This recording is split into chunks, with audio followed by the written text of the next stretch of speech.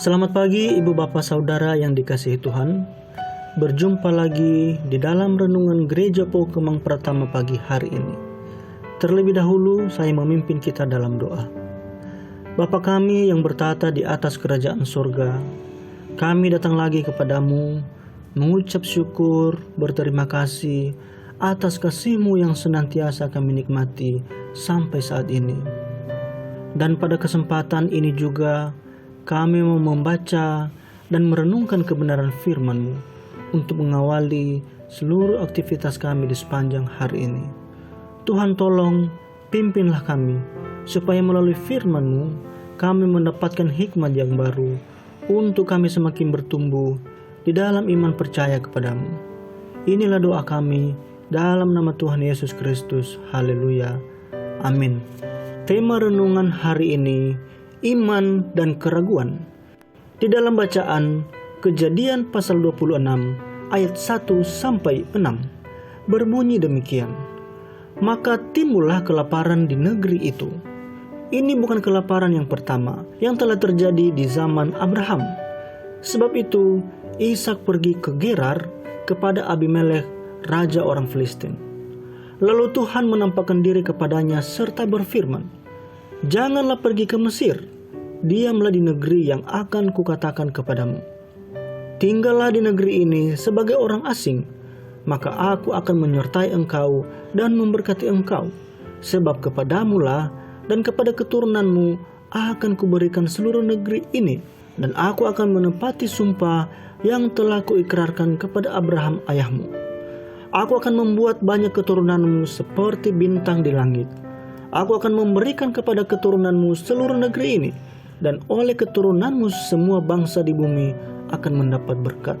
Karena Abraham telah mendengarkan firman-Ku dan memelihara kewajibannya kepadaku, yaitu segala perintah, ketetapan, dan hukum-Ku. Jadi tinggallah Ishak di Gerar."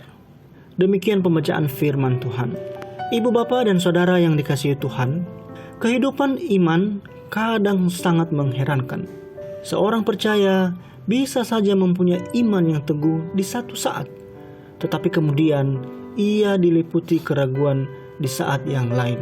Pembacaan kita di hari ini menunjukkan bahwa Ishak juga bisa beriman, tetapi kadang ia bisa juga dikuasai oleh keraguan.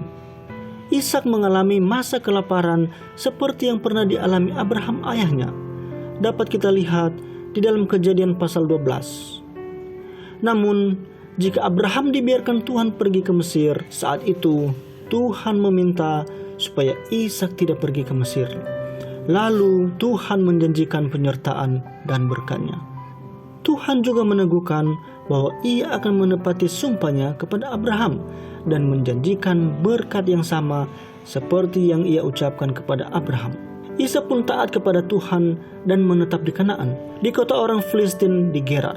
Di sini terlihat bahwa Ishak beriman hingga ia menaati Tuhan dan tidak pergi ke Mesir.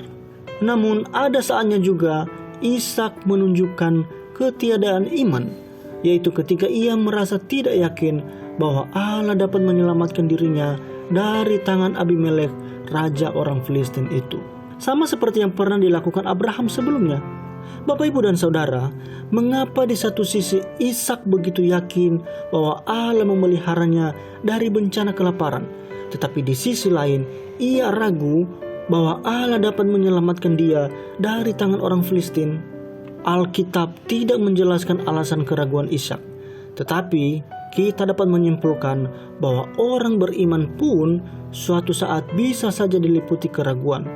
Di sisi lain, kita pun memiliki titik lemah dan kerentanan yang berbeda-beda. Sebab itu, kenalilah kelemahan diri kita dan minta Allah menguatkan kita.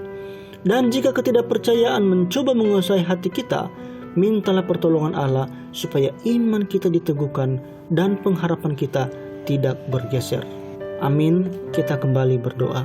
Tuhan Yesus, kami menyadari bahwa sebagai manusia biasa, kami juga kadang memiliki keraguan. Tetapi kami bersyukur pagi hari ini ya Tuhan, kami diingatkan kembali melalui kebenaran firman-Mu untuk tetap teguh di dalam iman percaya kepadamu di dalam berbagai-bagai tantangan hidup yang kami alami. Karuniakanlah hikmat kepada kami ya Tuhan, supaya kami bijaksana di dalam melewati setiap hari-hari kami yang kami jalani. Di dalam nama Tuhan Yesus Kristus kami berdoa dan mengucap syukur. Amin.